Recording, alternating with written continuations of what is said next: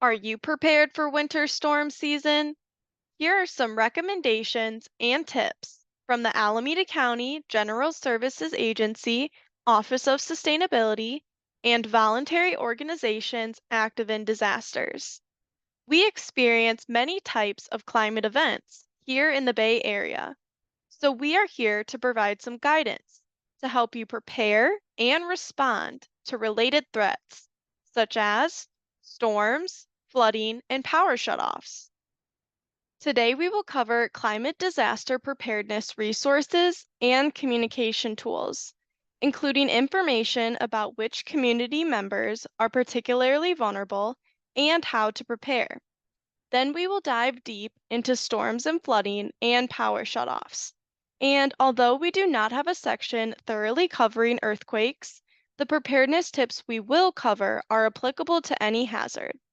Finally, we will share resources you can use. Here are some headlines from 2023 and 2024, showing news about a local atmospheric river and power outage. This demonstrates that these events are already happening and are going to continue. These will have real impacts for our community, with infrastructure impacted, businesses closing, impacts to human health, and more. So, who is going to be impacted by these types of events? Frontline communities will be impacted first and worst by climate change, and frontline residents may not have resources to adapt or respond. These include older adults, children, people with medical conditions, people with disabilities, low-income residents, communities of color, indigenous communities, people living alone, people who are unhoused, and outdoor workers. Residents may also face multiple vulnerabilities at once. To start off, we will cover climate preparedness. Disasters can happen unexpectedly, so it's important to be prepared in advance. The first step in being prepared is knowing the events that occur locally. You can learn about these events by signing up for emergency and evacuation alerts, which I'll discuss later, and following Alameda County local agencies such as Fire and the Office of Emergency Services to stay up to date on events happening in the county. Step 2 consists of having a plan. Review your evacuation plan with your family and/or friends and have designated meeting spots for evacuations. For example, know the quickest route to exit your area if a wildfire approaches your home. Step 3 is making a preparedness kit. We'll talk more about this on the next slide. Lastly, step 4 is getting involved. You can sign up to volunteer to help others and strengthen your community by visiting acgov.org/ready/involved. Visit ready.gov/kit to view a checklist of items to include in your preparedness kit. Pack water and food for several days, ideally 1 gallon of water per person per day, and pack all items together in a durable bag and store it in an easily accessible place where it can be quickly grabbed when you need to go. Family members can pack individual bags that include items such as clothes, personal belongings, and entertaining activities for kids. And don't forget to pack essential needs for special family members, such as pet food for your dog or life-saving medications for an older adult in the family. Create a prep kit for your home, work, and car, and refresh your kits every year to ensure all food and medication are not expired. Visit acalert.org to sign up for our messaging system to be alerted of climate-related disasters, earthquake information, and other hazards. When an emergency threatens lives, it's critical that we can reach you. AC Alert sends you emergency messages to your chosen devices for events in the county. You can receive alerts as a text message, email, or even a phone call to a landline. Follow our local preparedness social medias to stay up to date on events in the county. Depending on the severity and type of disaster, you could receive an evacuation warning, evacuation order, or shelter-in-place order. An evacuation warning means there is a serious threat and you should get ready to go. and you should go now if people or animals need extra time. An evacuation order means leave immediately because your life is in danger. And shelter in place means stay indoors and take precautions. For example, when the air quality is very unhealthy for the general public. The county uses a tool called Genesis Protect, formerly Zone Haven, to help communities prepare for evacuations before a disaster strikes. Genesis Protect works with local emergency planners and first responders to guide decision making around if, when, and where to order evacuations, while prioritizing the most vulnerable areas. You can download the Genesis Protect app with a smartphone or search your zone at protect.genesis.com/search. Safe drinking water may not be available during or after many climate-related disasters.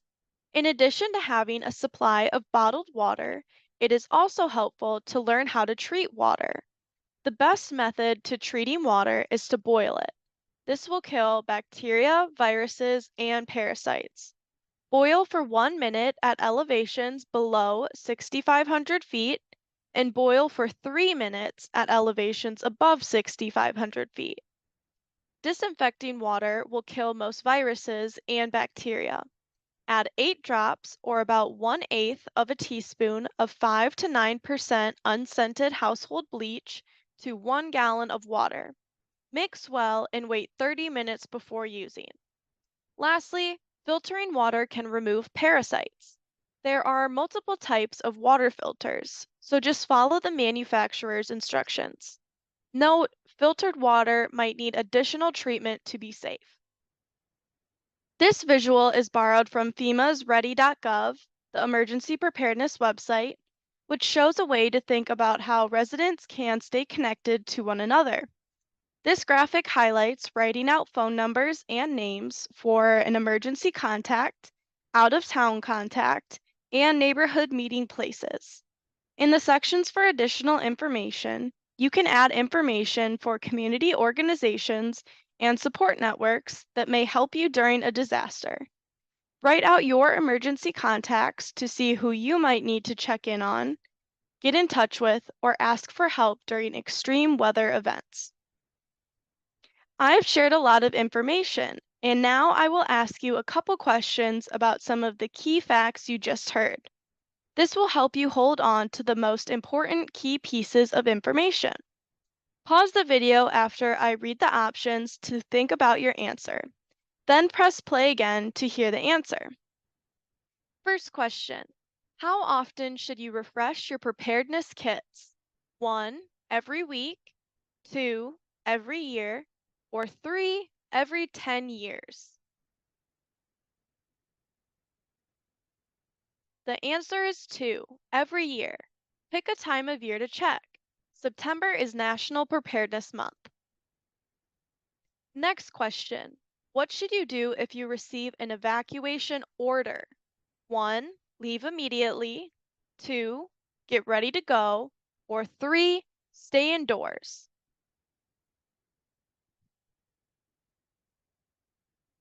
The answer is 1, leave immediately because your life is in danger. And what is the best way to make your drinking water safe? 1, disinfection, 2, boil, or 3, filter.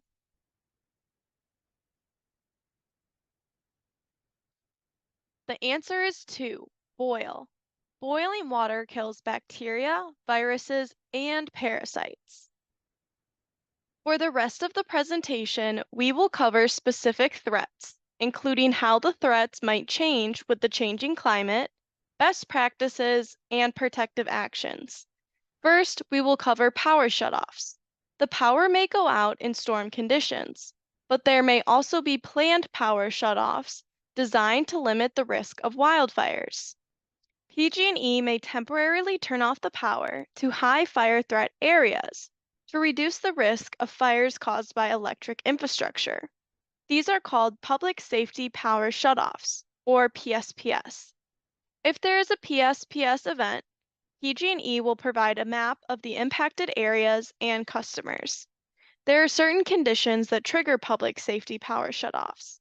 These include humidity, high winds, fuel conditions, red flag fire risk warning, and local observations. This high fire threat district map is sponsored by the California Public Utilities Commission and is designed specifically for identifying areas where there is an increased risk for utility associated wildfire. This fire threat map for the county was captured mid-June 2023. There are several areas around the county where we can expect high fire risk zones. You'll want to be prepared for power outages, even if they're unplanned. PSPS impacts have declined with improvements to electric system infrastructure. PSPS are less frequent than they used to be, but they are still of concern, especially for those in high fire risk areas. Power outages can also happen during storms, so you should be prepared to carry on your daily activities without power during extreme storm events. So, who is most vulnerable during power outages and shutoffs? When there is a power outage, lighting and communication methods, such as cell phones, may lose power. So, people who live in isolated areas may have limited communication tools. Children or elders in care facilities and their caregivers may have to change their routines if the facilities must close. People with disabilities or medical conditions who depend on electric medical and mobility devices are at risk, and there's a risk for food spoilage because power outages could last for 24 to 72 hours or longer. So low-income individuals may be impacted if food needs to be thrown away. Additionally, wages may be lost due to businesses being closed. People with overlapping vulnerabilities may be further impacted by power shutoffs. For example, people vulnerable to extreme heat may not be able to use the AC to cool down in the event of a power shutoff. Homes and businesses with power lines in the elevated or extreme wildfire risk areas are more likely to have their power shut off to prevent fire risk. And during storms, people may be affected if they have a powered pump removing rain or floodwater from their homes. There are some support programs to aid people during power outages. The main program from PG&E is the Medical Baseline Program. It is for any person with an eligible medical condition or a medical device that uses power. Once you enroll in the program, this allows you to get a bill reduction for the use of electricity for life-saving devices, as well as extra PG&E notifications. They will call you or even come to your door to make sure that you know about planned shutoffs. PG&E also has a portable battery program, which allows you to get a fully subsidized battery for use during these events. Additionally, there is a Disability Disaster Access and Resources program that is run by the Independent Living Centers, serving people with disabilities.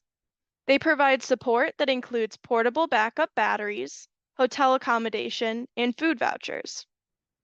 Krill serves southern and eastern Alameda County, and SIL serves northern Alameda County, including Berkeley, Oakland, Alameda, Emeryville, Piedmont, and Albany.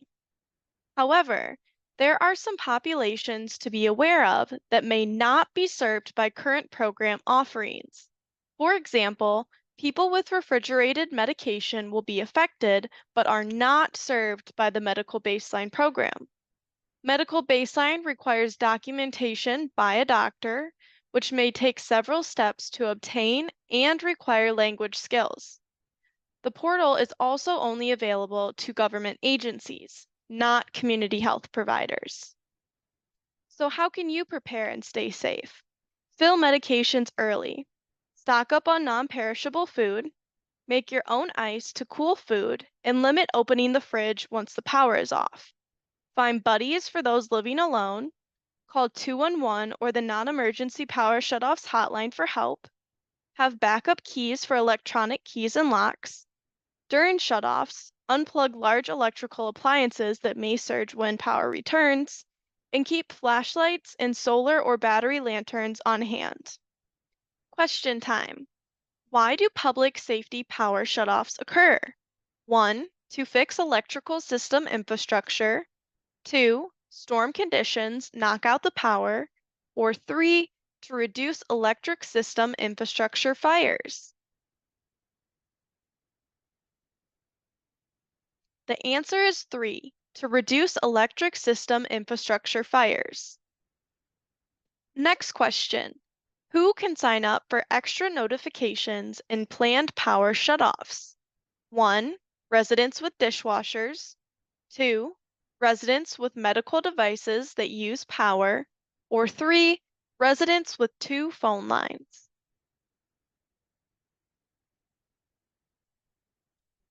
The answer is 2. Residents with medical devices that use power. Residents with medical conditions that require power can receive extra PG&E notifications through the Medical Baseline Program. And what can lose power during a power shutoff? 1. Powered medical equipment. 2. Refrigerators. Or 3. Both.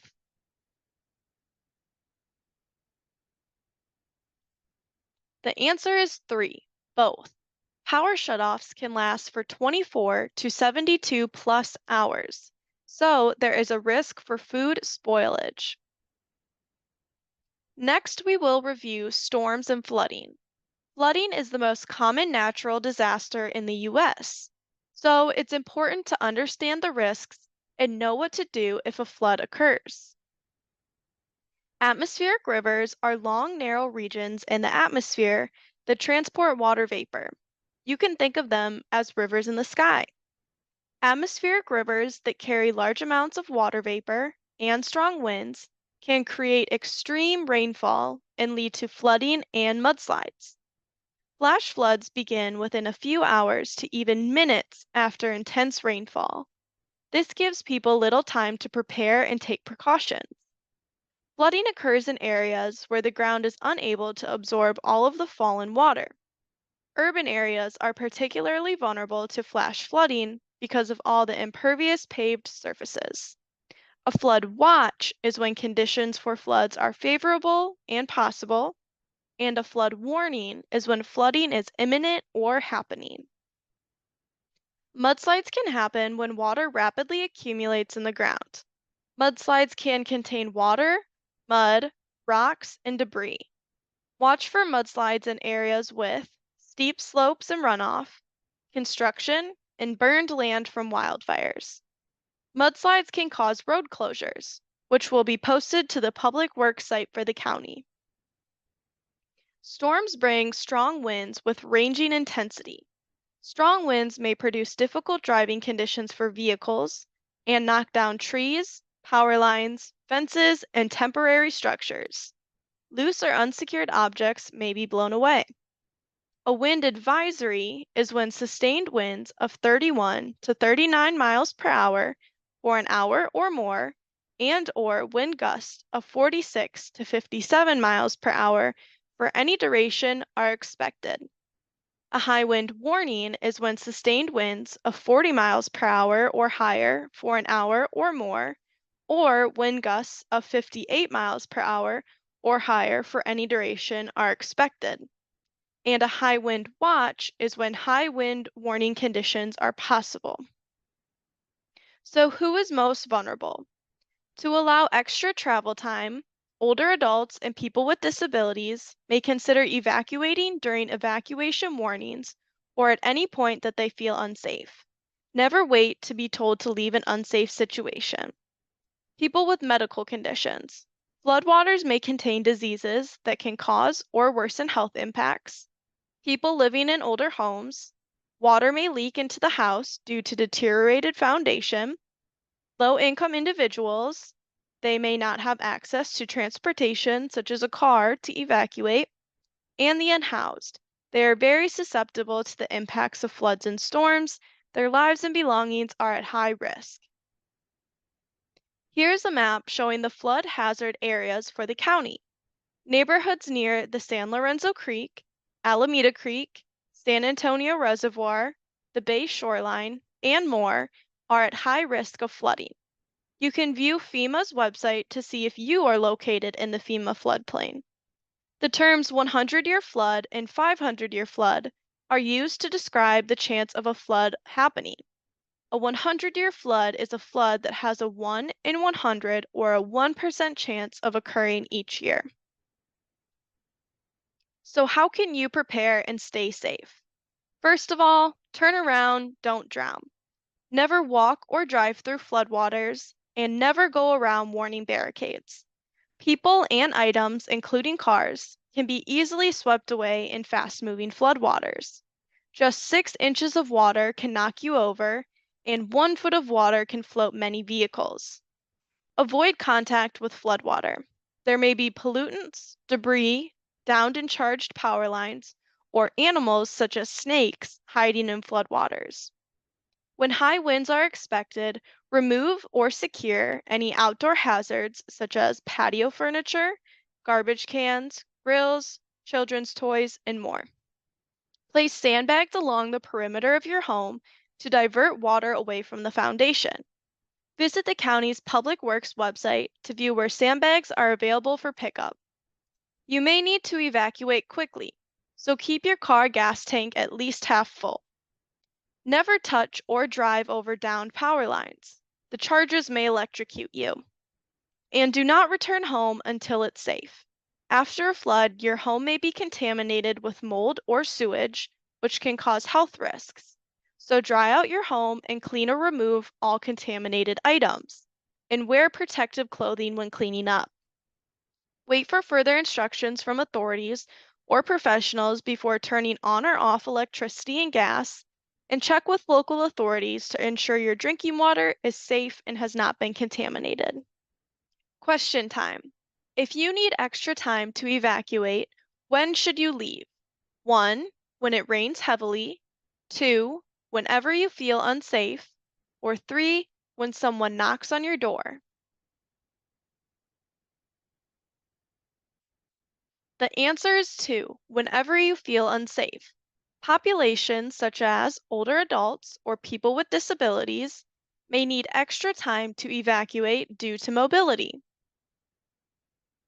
Next question. What is a flood warning? 1. When the conditions for floods are favorable and possible.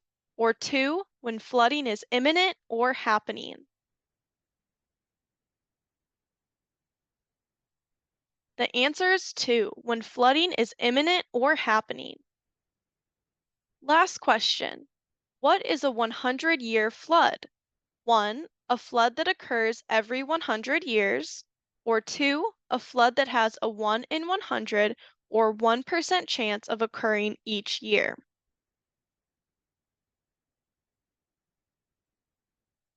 The answer is 2. A flood that has a 1 in 100 or 1% chance of occurring each year.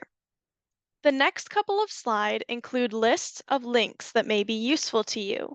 We encourage you to sign up for the best alert system for you in your county and your city if applicable.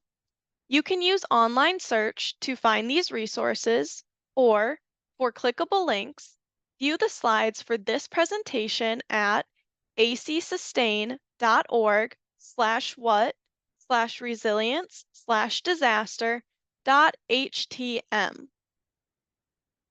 Here are links to resources for preparedness and evacuation. PG&E provides several resources for planned power shutoffs. See those at these links. And here are links to storm and flood-related resources. Thank you for watching our training and for everything you do to help make our community healthier and more resilient. To stay connected with us, sign up to become a member of VOAD and follow along with Alameda County at ready.acgov.org.